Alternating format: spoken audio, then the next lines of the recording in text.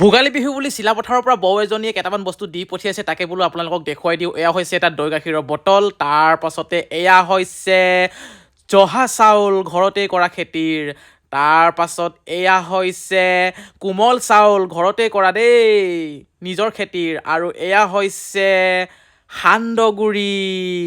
তাৰ পাছত আৰু বস্তু আছে দেখুৱাই দিছোঁ আপোনালোকক চাওক। এয়া হৈছে জহা চাউল আৰু বৰা চাউল মিক্স, এইখিনি দেখিছেনে? বাহ বৰ ধুনীয়া দেই। লগতে আৰু দুটা প্ৰকাণ্ড প্ৰকাণ্ড কুৰি মাছো দি পঠিয়াইছে নিজৰ ঘৰৰ ফিচাৰীৰে, দেখিছেনে বাৰু? ঘৰৰ পুখুৰীৰ মাছ, বৰ সোৱাদ লাগিব দেই এইকেইটা খাবলৈ। আৰু এজনী দি পঠিয়াইছিলে কাৱৈ মাছো।